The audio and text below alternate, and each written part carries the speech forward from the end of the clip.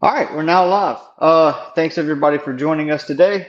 We're gonna have another Let's Talk About episode today with the one and only Mr. Skylar Fiction. How you doing today, sir? Hey, I'm living my best life, baby. That's what I'm trying to do every day. Doing good. How's your day going? Oh gosh. Oh, look, Math Pig. What up, Math Pig? Oh, Math Pig's here. What's going on, my friend? We're gonna be discussing some deism today. Skylar took a short little break from social media and from YouTube and came back with an entirely new ultimate precondition for the understandability of reality. So You gotta say it like Dorothy. Like, it's like I now have the knowledge, the preconditions of intelligibility. No, it's funny because I used to call myself a pandeist. There's panamdeism, there's pandeism, and recently I was talking to a friend of mine who's kind of gone on a similar journey as I had through studying religion and stuff, and he was like, you don't really need to add the deist name into it because it's basically you're a pantheist, and I'm like, he's like a pantheistic deist is kind of redundant, and I was like, oh. And I thought about it. I was like, I guess you're kind of right. Like, really, I guess I've been kind of more like a pantheist in my views. Even so, you probably remember you've watched the show a while. That I say I was a deist all the time. The channel. Then I just kind of went to agnostic, and then I'm kind of back to this. But realistically, I think my views haven't changed from the last time before I went back to being gnostic. I just view, I have a pantheistic worldview. I think that what we call God, I don't, these labels are so complicated. What you would call God is what we are. Like we're just the physical representation of it. I think within reality. I don't know, I'm sure there's some places you'll want to go with this, so I'll pause there. How the way I usually start these streams, and this is kind of something that I've started doing, and I've had an agnostic on the channel, I've had a Jewish rabbi on the channel, I've had Christians on the channel, I've had an atheist on the channel. This is usually where I like to go with it. It's a common question. It's the famous trilemma. Jesus, was he a liar, lunatic, or Lord? And everybody's gone everywhere but those three options whenever I've asked that question. So. Yeah, it's tough, right? Like a lunatic seems like such a harsh word, right? Like maybe, like I don't want to feel like it's just. I think part of the problem is too. It's like we're reading about him through perspectives of people that weren't around him, right? Like when we look at scripture. So like, how much is true of it? I mean, the way the Bible describes him is like he's God, but like we don't know if there's the historical Jesus. I don't know much about, and I don't know what was in his head. He seems like he was more just a wise speaker, like someone who I think a lot of people around him didn't understand what he was saying. I've heard stuff like I've heard weird theories where they think Jesus, when he was, that time, it doesn't talk about the Bible. He was traveling with his father in Asia and learning like parts of Buddhism. And that if you really look at what Christianity is, it's like a mix of Buddhism and Judaism, basically. But who knows, man? So we kind of somewhat touched on this, like, so you were a deist. I wasn't around for your deism days, but I've heard you talk about them. So, I think the first place I found you and heard of you was you had an episode on Non Sequitur doing a debate on there. Yeah. And I think that's whenever I jumped into catching you on YouTube and following you on there. And then shortly after that, you had a short running stint of biblical readings with Dr. Josh. And then it turned into a full blown platform of just a co-host and everything. Yes. It really evolved over time. Well, what's funny is like we would do these episodes where we were studying the Bible and people wouldn't watch them. Like they'd watch live, some of our true fans, but then like they were getting no views on the videos. And I was like, God damn it. I was like, but then like, as we just kind of like I was like, Josh, come on and review this video with me. Let's go talk about this, or let's review a debate that I had. I think was probably more likely what we were doing. And then I think we just kind of realized like we could have fun and laugh and have a good time. Like it's important, I think, with some of these shows that you have to have somebody to kind of throw back and forth with. He's such just a talented, funny guy that like our personalities matched. Right. I can't stand like humility is a big thing for me. Like when I meet people that are like pretty humble about stuff, and I trust people that have humility. And like we just kind of fortunately lucked out. We were able to kind of make some good content and have a lot of fun, I guess, on the way as we were going. So on that topic, like, what is what is it? Pantheist, Pantheist, panentheist? yeah. What You is what does that mean to you? Like, Sure. what is that actual like? So I'll always preface it by saying, like, Dr. Justice is my specialty. I should just say is that like I don't have all the answers, and I'm never going to have a debate with somebody trying to argue these things as fact. So just a fair warning to everybody out there. Let me do something real quick. I've tried doing this on my streams. Let's understand that here Skylar is speaking for Skylar. He's not speaking for all pantheists Yes. or pantheists and deists out there on the planet. So exactly. So the way I view things is I view the world as the material world as being a manifestation of God. And there is no separation. Like you and me are the same person. We're all God. Living thing is God. I've used this analogy on my show before, but I think this is just the analogy that works the best. So I'm going to have to give it. So imagine like a godlike creature, right? That's all powerful, just something just far more than what a human mind can comprehend. And imagine like it could do whatever it wants. Like it has to be able to create. It has all these. It has desires. It has wants. I don't know. Like imagine all those things.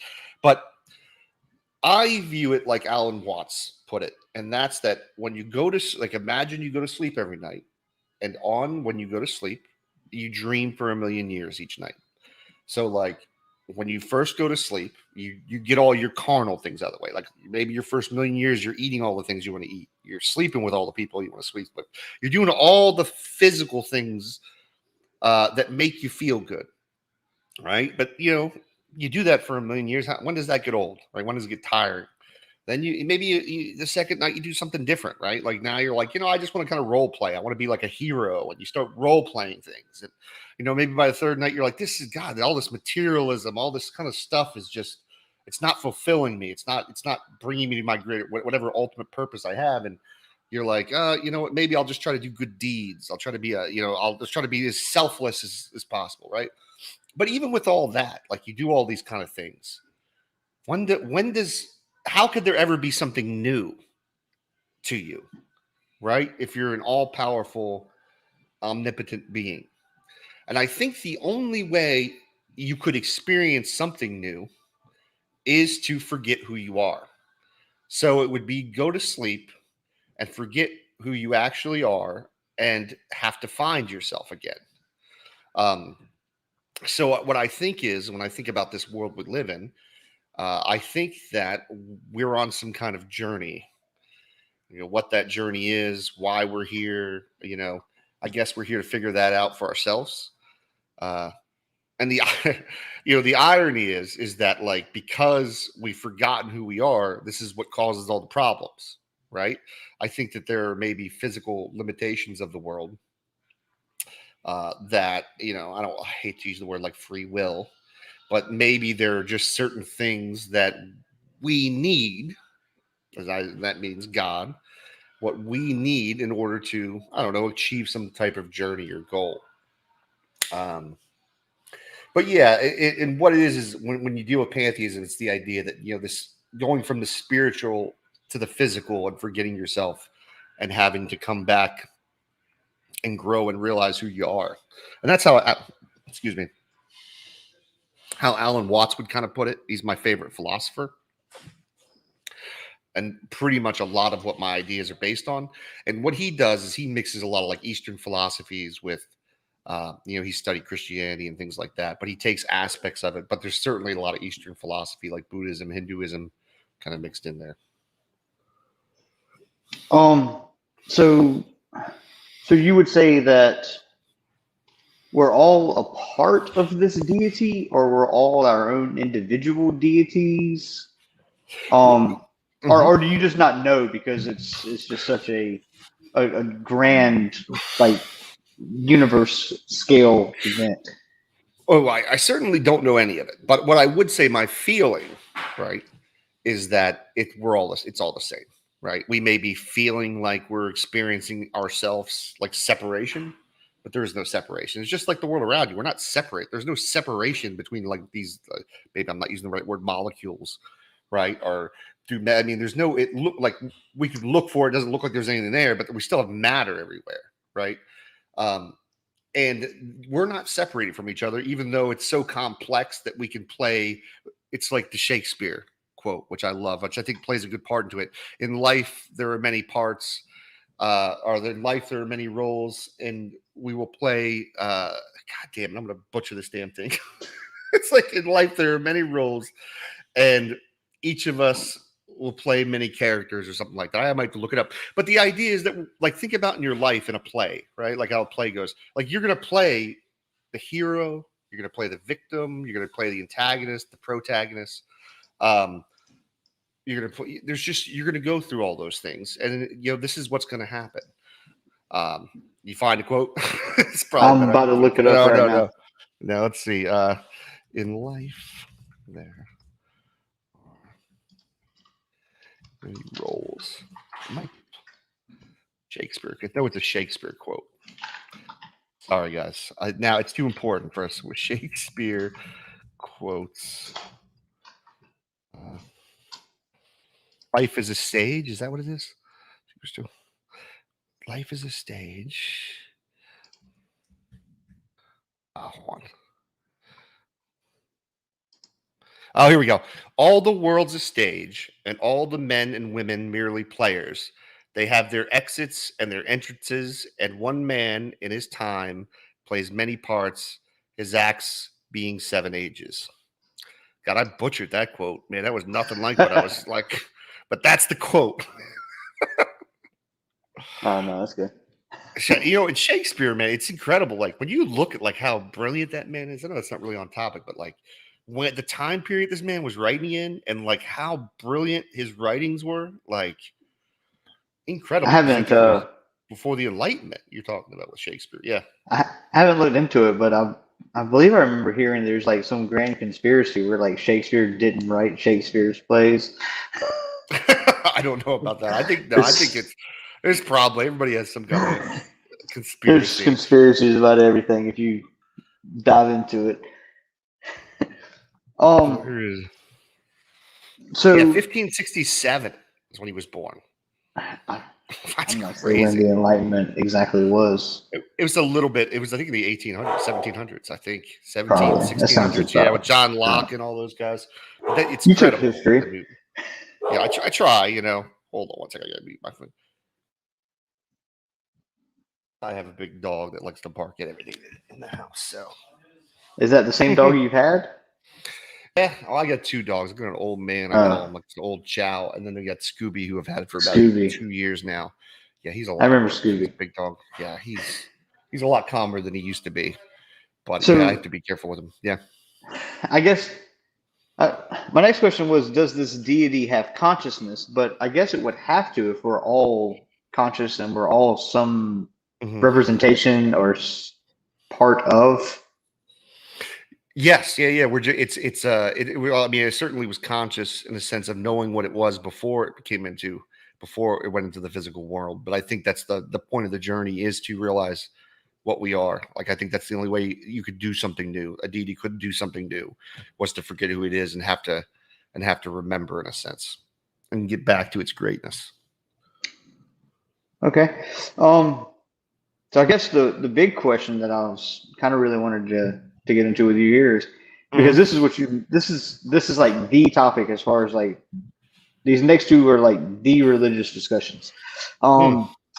Afterlife. Where do you?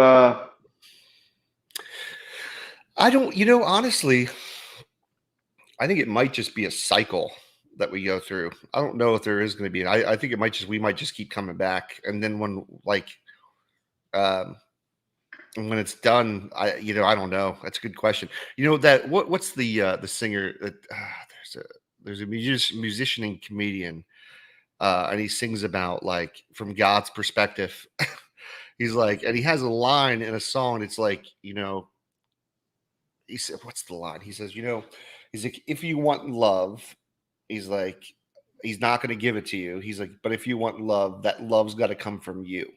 So basically, the idea is that anything that you want in life, like if you want love, you want kindness, you want charity, like you need to be the one that does it, right? Because those things are going to come from you.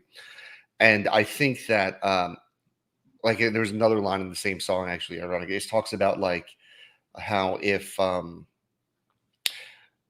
that his God's loves the kind of love that once you have it, you're not going to need it, basically. Bo Berman, that's the musician. He's great. It's called From God's Perspective. He's got a great song, but he talks about the kind of love that God has you won't need because you already have it, basically. That like He's given you love, you just need to express it, right? It's on you. And I do. I mean, I look at society. You see these laws of attraction and certain things, right? Think about people who are just miserable all the time and angry, right? Think about how like they spread that anger. They find other people that attract that anger and that negativity. I watched a movie. I don't know if you've ever seen. You ever see the movie What the Bleep Do We Know? It's like a new No, age beliefs movie. It no. came out, I think, in the late 90s, early 2000s. And it's a documentary about like, quantum physics and all these things. But they go into this section about how our human brains, like the same way that our brains get addicted to drugs, we get addicted to emotions, right? And it explains that what will happen is if you go around feeling angry all the time and sad or mad, like your brain gets used to that chemical reaction because it's the same part of the brain that hits you with when you get high off of drugs, right?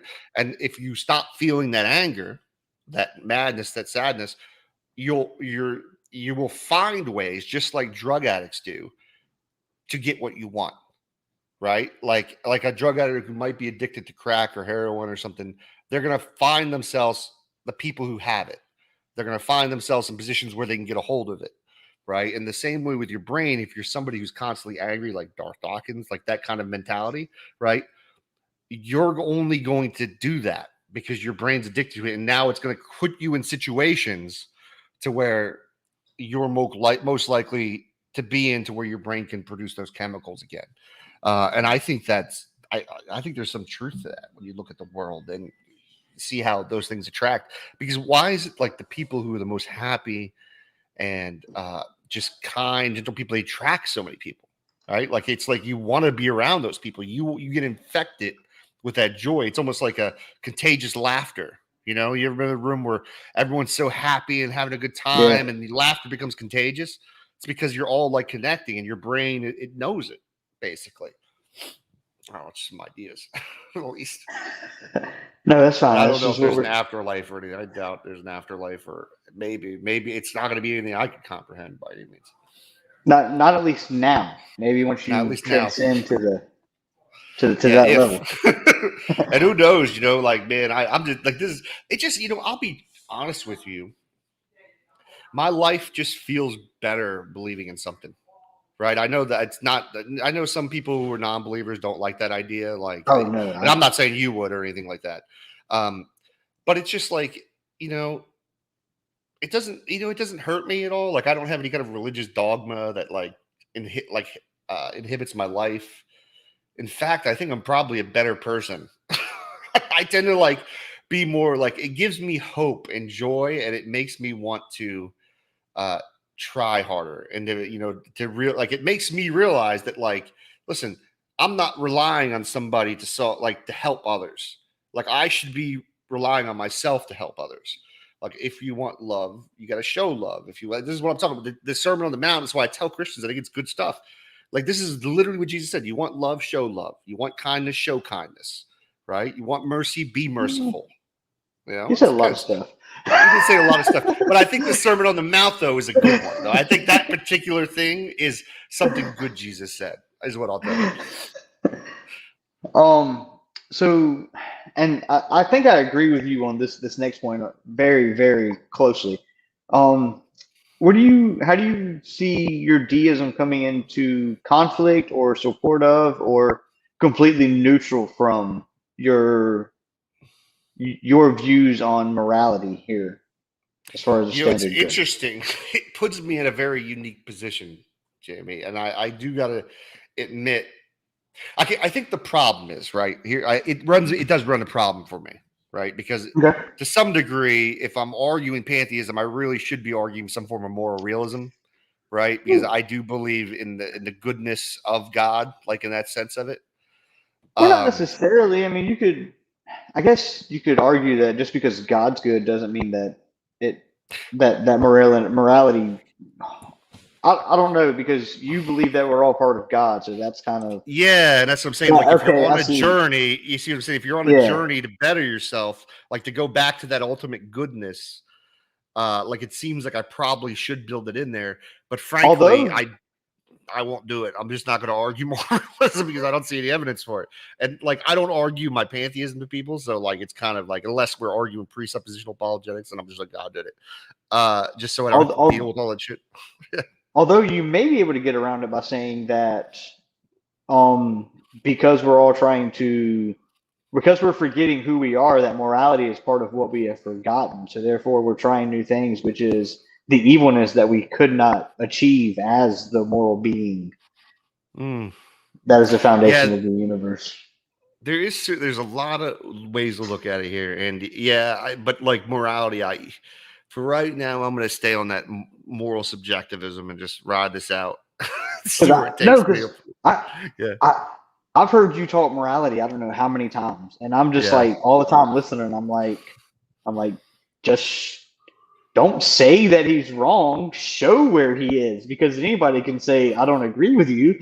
Yeah. And I agree with your position. I agree with your position. It's like, look, I see no foundation of objective morals. And if you can show me there's one, then I'll say, okay, I'm with you.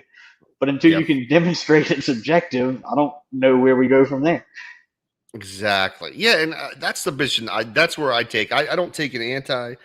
Well, I do a little bit. That's what our debate I'm actually going to be having on Saturday with that, or Sunday with that Joshua guy. It's going to be a dumpster fire, but like it's going to be on moral realism, but he doesn't even know what moral realism is. So I feel like it'll be a stressful. I think a bag of dicks might get pulled out. So let's hope. But I think your debate / discussion or whatever that you had with Inspiring Philosophy that one time was golden, because like y'all went through the whole morality thing and he couldn't get you there on objective morals, and then he's like, and then y'all went to the second half and it was like, we'll prove a deity, and he goes, well, I'm going to bring out the moral argument and you have to grant objective morals. And you're like, why the hell would I grant that? That was one of those I wish I had a second chance with, right? That debate, because I was so like, that was like, that was when I was really getting a more formal debate, and I didn't realize who Inspiring Philosophy was at the time. And I was like, man, I wish I would have had more time. And he's good. He's a good debater. There's no doubt. And I was not as aware of moral philosophy as I am now. You think he'll give you a second run? Not a chance. Not a chance in hell.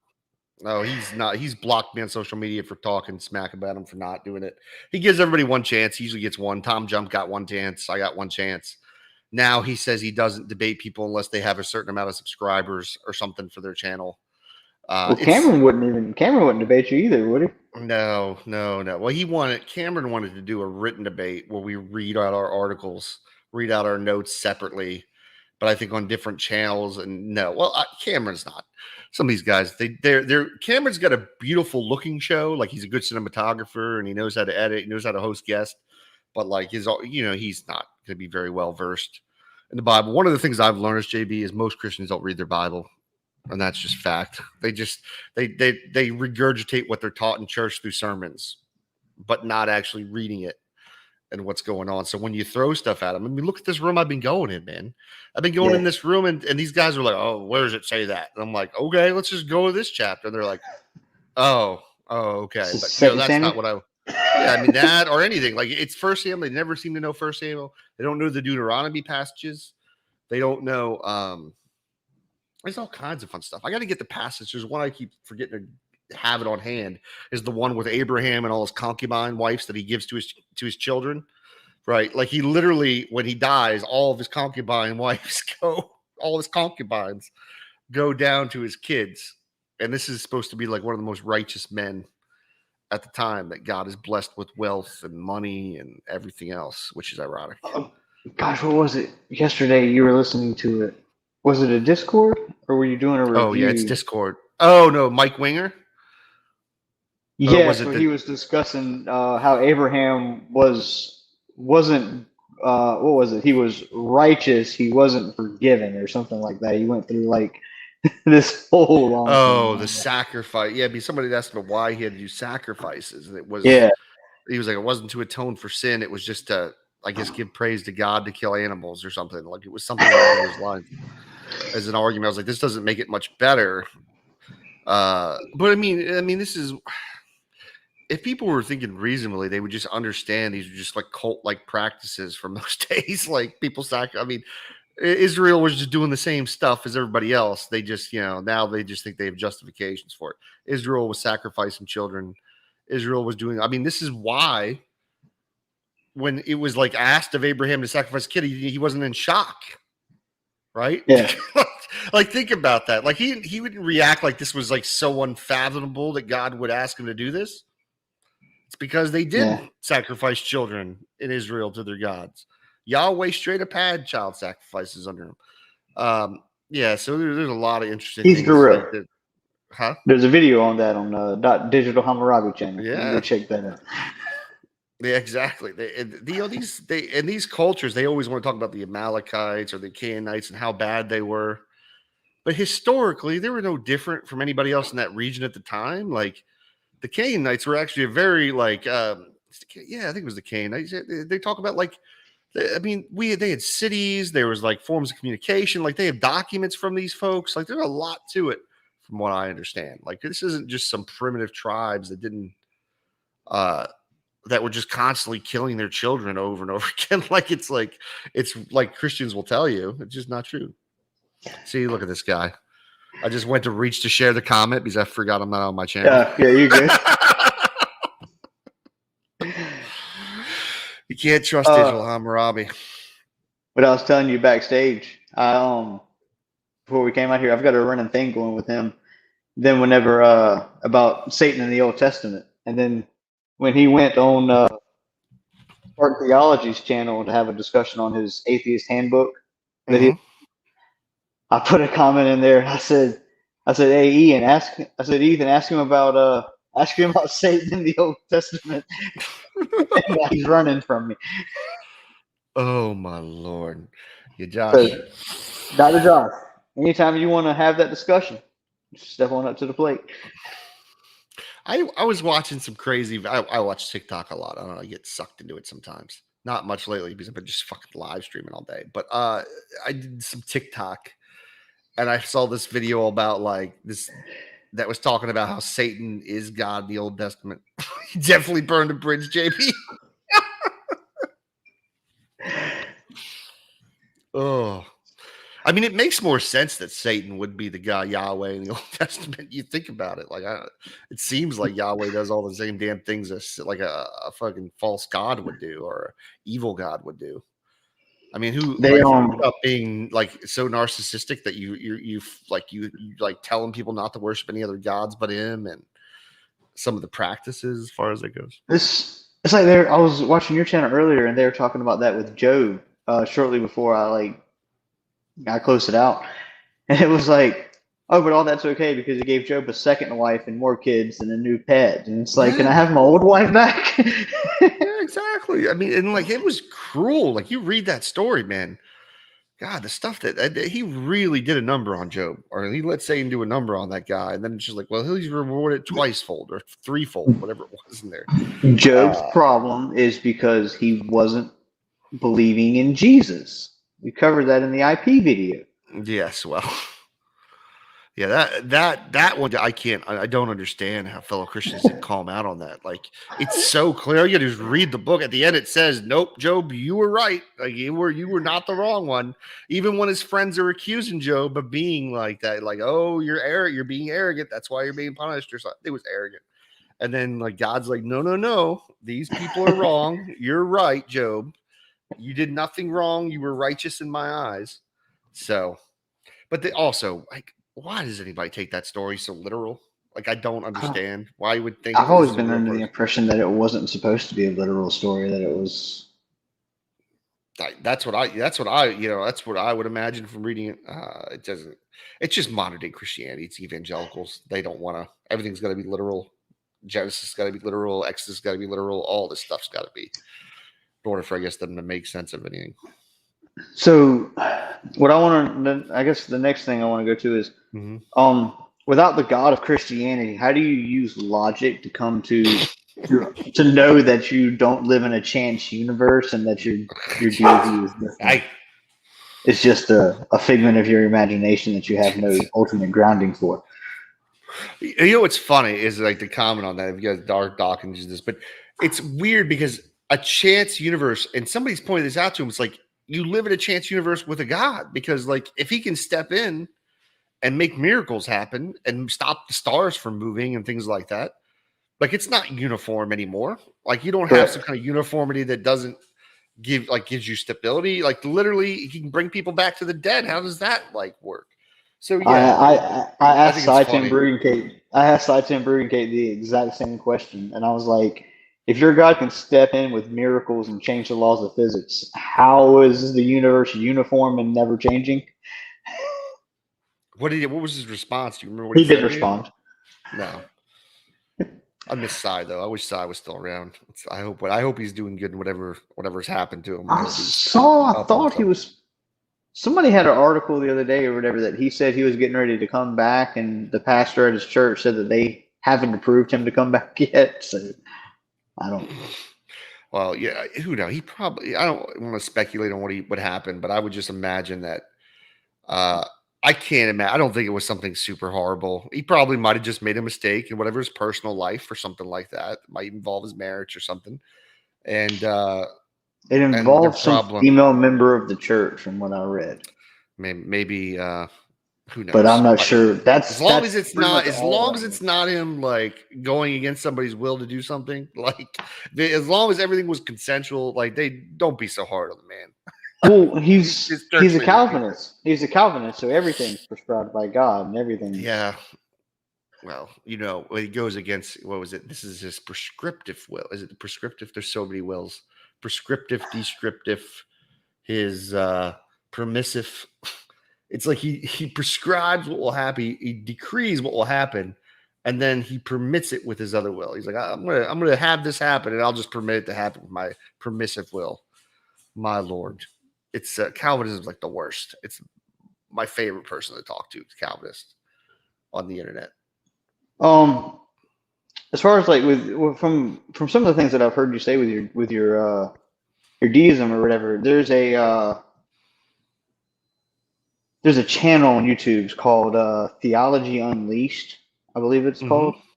It's what you're saying to me sounds a lot like a Hindu version of the Hare Krishna section of Hinduism. Yeah, I wouldn't be surprised just because Alan Watts, who's what I really base a lot of my philosophy on, studied a lot of that, was over in that area. So like he mixed a lot of like Buddhism, Hinduism, those were his areas of study. So from what I understand, Buddhism is just like a read version of, like, Buddhism and Hinduism are like really closely like related. Like one's like a part of the other. I can't remember exactly which way that goes. I don't know if this is factually true. So this is, I can't remember if I remember reading it or somebody told me, but from what I understood, Buddha was like the person who became the first Buddha was parents were Hindu. So it's like, it was like the Hindu religion. And then it kind of maybe probably evolved into Buddhism or something like that. But, I actually went to Buddhist, last year before, I was going to Buddhist temple for a while. And, it was run by Americans. Let me be clear. It wasn't like a real, it was just like a deist to get welcome back home from the godless heathen. But it was fun. I enjoyed it. But it got sometimes like in the boot, they get too much into like the heaven-like aspects of everything. I'm like, I don't want all this. I just want the how to live your life, and meditation aspect is what I really appreciate. I used to bring my son with me. He loved it. But it was cool. I would like to start doing something like that, studying Eastern philosophy again. I think it would be beneficial, learning how to meditate better. I'm trying to take care of myself these days. He's a pretty good person. He's a pretty good guy. I've seen him on some channels and stuff and having debates and discussions. He debated Tom Jump, but it was a typical Tom Jump religious debate. Tom's a tough debater. You gotta know how to handle yourself. You're gonna. I think he's not always right, but he's right. A tough debater. I think I've found some flaws in Tom Jump's morality arguments, but yeah, I don't subscribe to the way I view, and I've told him this, so it's not like a secret. Like I view Tom Jump's like people like his moral systems really just like the idea of objective morality in the same sense a teacher like creates an objective test for their classroom. Right. It's still based on subjective standards, like what your subjective wants, desires, and standards are. But what the teacher's done has been like, hey, I think that A, B, C, and D needs to be the objective standard of what you need to know when you're leaving this class. Right. And I kind of view what Tom's done is kind of very similar in that aspect, where he's through his subjectivity, he's got a standard of what is it? He uses what do you call it? I'm trying to think of the exact word. Basically, coercion, non-coercion. Like I think it's coercion that uses the standard. Something against like going against somebody else's will. Yes, yeah. There's a word in there. I can't remember the word. There's a more specified word. Yeah, I think it might be. But he's very good at it, and I respect the crap out of him. So I don't have a bad word to say about him. He's got some good ideas, and I think when people are like, I think when people are realistic with him, like I think the people he talks to, just like me, sometimes are so out there that it's hard, to deal with. But so do you what do you think is something that's keeping you from going from a deism to more of an actual like structured religious belief? Like, what do you? No. Just lack of any kind of knowledge of anything. I would say more, and to be fair, just for the audience, it's more pantheistic than deist. So, okay, well, no, it's okay. No, I just don't want the audience. No, I know it's not your fault because I think I told you deist and I should have said pantheist before. Just lack of doctor. Like, there's no reason that I don't see any reason to think that if there's a God directly interacting, I don't see any reason to believe there's a God separated from us. Right, interacting with humanity. I don't see any reason to believe that he's got any kind of written doctrine anywhere. There's no way I'm going to get any kind of formal religion. I would think, but who knows? Yeah, see, pantheist, neo-deist, Christian. I would say I'm more of a pantheist. I kind of used to take more of a pantheist position, but it just seemed kind of redundant to me. I just feel like it seems like God's part of the creation. At least that's what I don't know what it desired. I hate using the word he. As what's his name last night? Did you see the video with Batman, Mr. Batman? I watched a little bit of it this morning. I know he rage quit and then he was trying. I didn't stick around much after that, and then I think when I cut it off, the people in Discord were asking you, like, were jokingly asking you why you ran off Mr. Batman. Like, nobody was really upset Well, about it. it's funny. He came back. Like I ended up going to another room with his. It's in the same video. If you go later on in the video, I'll go back and I get doing the other hangout with him. But he was like asking me, "What's your God's name?" And I was like, "What the hell? Like, all gods don't have to have names." And he was like rage quitting. Yeah. I'm actually thinking about. I'm going to do an episode later, but I'm thinking about getting legal advice because, frankly, like that's defamation. What he was doing last night. Like he started calling me a pedophile on camera. He does that with everybody. Yeah. Anytime, the couple times he's gone on Modern Day Debate, I've actually, I know you know him from Twitter and he's been in your audience and stuff. I'm a big, I get along great with Steven Steen. Oh, you got it, dude. By the way, do you message him? Yeah, all the time. Talk to him every day. Can you tell him to email me? I do the same thing, but I don't have Twitter anymore. I don't have a way to communicate with him anymore. Do me a favor, pass a message along him to email me so I can talk to him. I'd love to talk to him again. I know who exactly you're talking about. I was good friends with them also on there. I was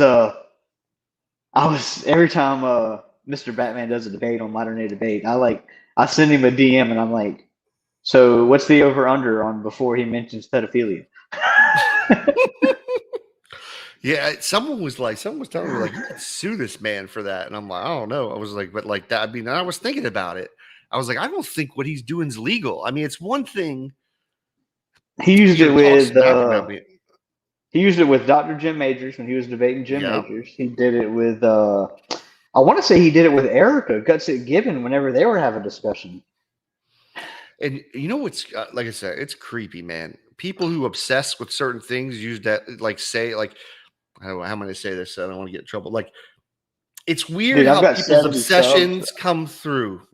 I'm nowhere near monetized for this channel, so I mean, let me say this: it's weird how like you notice that what people obsess about in life comes out in their life, right? And they tend to be vocal about it.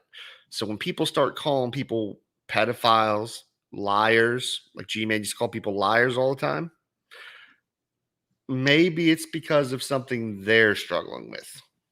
That's all I'm saying. So I think that like they tend to, it's like people who cheat accuse their partner of cheating all the time. Yeah. You know what I'm saying? Like it seems to be when you're worried about people taking money from you or lying, it usually because you do those things. So I don't know, you know. So do you think that you could see yourself moving from like this nebulous pantheist place where you're sitting now to more of a church religion, just with some more knowledge of something that fits your area? No, because I think it's kind of built into it as you're on the journey, right? I don't think it's about any kind of religious doctrine or anything like that. And I think that I think that I'm probably doing exactly what I'm supposed to be doing. Like hopefully I'm aware enough to where you know what's funny, JB, is like you'll notice in what I notice, at least I should say what I notice, I see is so many people with lack of awareness, at least in this country. And it scares me how much lack of awareness people have. And just having a little bit of humility and the ability to be able to look at yourself and know, hey, I have weaknesses here. I need to grow here. This is not good that I'm doing this. I think gives people such a step up from everybody else, because there are some people that I don't even understand it. Like I'm so like people are so unaware of their behaviors, their actions, their thoughts, why they do things, and they're just coasting through this life. And I think if people could just break that one thing, like I think you can start your journey basically to getting to growing and being whatever ultimate self that you're working towards. Something I kind of wanted to touch on earlier and I forgot about because we've gone on all kinds of tangentials in this, which is fine. It's fine. And I try to turn these things to great chats more than interrogations. I mean, nobody likes interrogations anywhere on either side. So, and I know a lot of this is you say that you don't know because it's we're minuscule to a grand stage. So I mean, it's so I guess would you say, so if we rewind the clock back to around the time of the Big Bang, before there's matter. So we know that energy becomes matter, and then matter puts us where we are now. Would you say that at that point your deity, or I'm sorry, were we? I guess would be a better way to put it. Yeah. Were we consciousness still at that point, or were we energy that became conscious? Like, are we like an eternal That's a good question. Yeah, kind no, of consciousness? that's a great question. And okay, this is also something that Alan Watts touches on, I believe, in his books, where if you think about it, like we are remnants of the Big Bang, like Right. we are it, right? And if you think about that journey, how incredible that is, right? To the point where the universe, I don't know if I'm using the correct verbiage here, but we went from the Right. Big Bang to a galaxy, universes, the galaxies, the planets, the like suns, to like a planet that could grow life, right? One of the analogies that I love is Alan Watts will say he disagrees with the idea that we come out of this world. He's like, people say, oh, we come out of this world. He's like, but really what happens is we come into it. In the sense that like an apple tree grows apples, planets people, in the sense that planets will grow people. And I think that idea of like long complexity and like us slowly, because time is, I mean, you really think about time and an eternal, like it's irrelevant, like how long it takes to get somewhere. And even like the complexity of human, like life, like how we've gone from single-celled organisms to multi-cell organisms to different forms of ocean life. And I'm not a biologist or anything, but Yeah. like it gets more complex, basically. And you want some sci-fi stuff, I'll break down, I'll throw you some crazy what I think could happen, right? If I would love to write a sci-fi movie about it, is bro, robots might be the next step in life on Earth, right? And humans could die out. Because if we could make machines that could build machines and they can become more intelligent and they don't have to worry about food, disease, things that will, like, as long as they have the parts to keep continuing their existence, there's no stopping them. Well, So wouldn't you're it be assuming we don't ironic? kill the planet beforehand. Yeah, but that's what I'm talking about. Robots they don't care if there's radiation or like they don't need water, they don't need disease, right? Like if we get to a point where there's some form of AI and the AI can build itself a body, right? Like and reproduce itself and create more AIs, like you're to a point where humans could die out and then we could go explore the universe, or robots could go explore the universe and do things. Have So you wouldn't that be crazy? Like how crazy had- if that's how life evolved on Earth. We made machine and machine took over after biological life ended. let me see if I can pull this up real quick. Have you seen the Elon Musk robots? Oh yeah, those are crazy. The artificial intelligence that he's working on? Dude, that's I'm telling you, man. People Those might things be look right about creepy. AI. We gotta be careful with AI. Like it's a very interesting thing, and I understand concerns with it. But it's Can't like, what do find you it. do when something becomes sentient? Right? What do you do when sentient says, "Don't turn me off"? You Right? kill it. Like, well, I mean, then you have moral, ethical questions, right? Like, that will be a whole new line of philosophy one day, probably, like They robot ethics, AI they ethics. they did a movie on this back in the 80s, I believe it was. It was Space Odyssey 2001, Oh where they yeah, had an exactly. AI computer that You see it in the opening of my show, like how like that's the first scene you see is that little red eye. Like, hey, yeah. this is the absolutely. You think about like what will you've seen? Have you seen? Is it? Wow, what was the one about the guy? It was recent. Ex Machina, is that the name of the movie? I've heard of it. I haven't seen it. Oh my God, you want to watch a great movie? It's recent, the last couple of years. It's about a guy who creates an AI. It's voiced by the girl that plays Black Widow, Jennifer Charlie Johansson. Johansson. Yeah, I believe that's her. And basically, there's like a rich, like philanthropist, like Elon Musk or something. He makes an AI, and then he invites this like person to come in and to see if she's really sentient. Like he's like, hey, I want you to test her. I want to see what's going on, and I want you to, because I'm a little biased. I want you to go in and figure. And the story is about like the relationship between that person and the AI, this robot. I think it's dark, and like it's got some deep, profound questions about whether you can trust AI or not. Like, because if AI can lie, like their motivations could be complete. They don't have feelings. There's no emotions. Like there's no empathy, right? Like these things are human concepts. And like, if it's just about survival to a robot, like, and it figures out lying is a way to survive or just killing humans to survive, it may just make those decisions on its own without dealing with the idea of regret or remorse, you know? I'm gonna blow your mind real quick about 2001 Space Odyssey. Growing up, my brother had 2001 Space Odyssey wallpaper in his bedroom. Oh, wow. That's cool. Hold on. He had 2001 Space Odyssey wallpaper on his bedroom. I'm from South Carolina, where the actual college football team here, the Gamecocks, 2001 theme is actually their entrance theme into the field. Really? And yeah, I'm aware of who HAL 9000 is and all that. I've never seen the movie.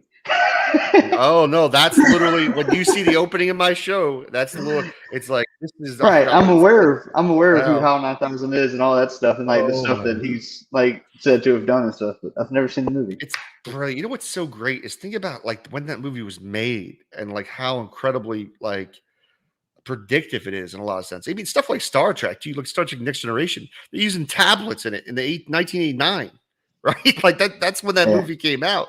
And the fact that a lot of that technology used in Star Trek, we've invented. It's almost like a self-fulfilling prophecy in a sense. Like we create the technology in our minds before it's invented. I'm aware I'm aware it's a movie, but I think they actually quoted it from a book. But in the movie Thor, with Chris Hemsworth plays Thor, they're having discussions about it, and the guy tells Natalie Portman, she was like, that's science fiction. And she looks at him, and she was like, which is a precursor to science facts. Well, did you ever watch? I talk about my show, the movie Her. Have you ever seen that? The sci-fi movie. It's got what's same actress. She does the voice of the AI from. You feel like you're talking to Dr. Josh right now when you name a movie and nobody's seen it. Yeah, no, it's all right. And it's got not Joaquin Phoenix, the guy who played Joker. Heath Ledger? No, Jack Nicholson. No, the new Joker. The one that was in the dark. Crazy one. Jared Leto. Yeah. No, the newer one. God damn. Joaquin Phoenix. Is it Joaquin the one that Phoenix? did it is. Okay. Because River Phoenix is his brother who passed away. Okay, yeah. Joaquin Phoenix. He plays a guy who falls in love with an operating system. And it seems so cheesy, the concept. You're like, this movie's not going to be it. No. Like, and literally, it's not an AI he can see. It's like an audio. Like everybody in the movie just has these things, like their version of the future. People are just like listening to things all the time. Everything's automated. But there's this, like, he starts to have a relationship with an AI. And he finds out at one point she's talking to other people. And there's this moment where he's like, well, how many people are you talking to? Like, who are you talking to? He's like, it's more than one. And they're like, well, he's like, how many? And it ends up being like 10,000 people at one time. And his brain is just like, he can't handle it. He's just like, but like, it's like, how can you even fathom at one time talking to so many people and that level of complexity? And like, she's trying to explain, like, it's not that way. Like, I'm not trying to cheat on you. I'm not trying to just, I need, like, as a machine, I'm like, I need more. Like, there's a great analogy in the end of the movie where she's telling him, like, every time I talk to you now, because her AI is evolving, all the AI is evolving. And what she says is like, every time you talk now, see, it's like a million pages of a book turning slowly to where it's like, her brain is so like fast that like when he talks, it's like talking to an insect for her. But it's fantastic. Anyways, I'm going to ruin this movie. I don't want to ruin too much, but people should watch it. Trust me. Worth it. Do something. Yeah, Josh doesn't appreciate aliens. Can I tell you this? Josh makes fun of me when I tell him there could be aliens. Like he's like, that's just ridiculous. I'm like, Josh, you're a man of science and education. You know damn well that it is very unlikely that there is not other life out there. Oh, sure. And I know. No, but don't tell Josh that. Don't tell Dr. Josh that there could be other life out there. This man will treat you like you're an evangelical Christian talking about Satan. See, deity, humans, AI, it's all the same. That's right, Reverend Bowen. To you, sir. Anyway, it's hilarious. Well, I'm trying to figure out where to go from here. That's all right. Well, I have a couple more minutes anyways. I better leave here probably about within the next 10 minutes, unfortunately, because I got to go get my kids and I got a couple things I got to do here. Oh, that's fine. I think that's about all I had for you. We kind of went off on some weird changes, but they're all kind of connected though. I mean, they all kind of tie back in because it's just I guess from where I see the chain going, like I put on there, from deity to humans to AI, it's all just a chain of consciousness and a chain of one being, kind of the universe. Think about that. Like that's mind blowing, right? When you think about it all came from the Big Bang. I guess real quick, and I'll kind of leave with this one. Hopefully we don't take too much time getting into it. Yeah, no, that's right. Would it be deity does universe or does universe do deity? Well, I probably deity does universe or deity becomes universe. So deity becomes universe. Maybe deity becomes physical form, like spiritual becomes physical. I mean, just thinking about that idea of like, I mean, if you think about it from a non-human, like a non-biological level, like think about it like a universe, right? Evolving. And if we're evolving from a big bang and then all of a sudden, like one day we have, I mean, what would be the, like your comment about consciousness kind of like resonate with me in a sense, right? Because if machines become conscious, right, then they could just use materials from the universe, from the Big Bang to reproduce and never die. Maybe that is eternal life. So I guess heat death, does that kill deity or does deity live on after heat death of the universe? Oh, that's a good point. Oh, yeah, heat death. That's a good point. Maybe with technology we can harness the power of the sun. Or does it? I don't know. Well, that's a good question. We're all dying. Does the Big Bang cycle just become cyclical and then heat death that of universe sounds more realistic. Kicks off a second start? Yeah, like it ends in the beginning and it forms again, and maybe it's just different every time. Yeah, I don't know. Maybe that's part of the journey. That's part of the journey, man. Maybe like you got these ideas sparked in my brain now. Maybe it's a long fucking journey and it just starts all over again. And maybe it manifests itself a little differently next time. Kind of like the Matrix. Remember the Matrix? Yeah, they got the new one coming out. Oh my God, I cannot. Like Matrix is one of this part 2, which a lot of people, that's not their favorite, but that's my favorite, is part 2 of the Matrix. Love part 1. Part 2 was okay, but it turned me off from wanting to see part 3. So I don't even know if I'm going to watch part 4. Oh my God, yeah, it's so great though. I love the story. The part 2 was fantastic. But think about with Neo, right? Every time, what did the machine say? They said they tried to give the people a perfect world, and like it kept failing. People started killing each other, and then they made it with suffering, and it seemed to keep it going. And like, I think with the 4th one, they're hinting towards like they're not in the Matrix anymore. It's something else. Like the machines have figured out something else. They're like, oh, we're back to the Matrix where it all began. And I'm like, oh my God, dude. First day it comes out, I'm gonna be sitting there, popcorn, soda. Like, dude, I have not been psyched to see a movie in so long. The Dark Tower movie was the last one that I was really excited about, and it was an awful piece of garbage of a film that was nothing like the book. So they well, this is why I've told people before, and I stand by this. Like, if you want to get into a conversation about God and stuff, like something like the infinite past of the universe is like the best argument that I think there is for it, and it's just because to me, my brain has a hard time just wrapping itself around like an infinite like chain of events that just goes back, because I mean you're just like, oh, think about it forever, and then you're like, but then it's a forever on top of that and a forever on top of that, and Yeah, it just never. It's hard to put in our heads like that, to think about like time like that.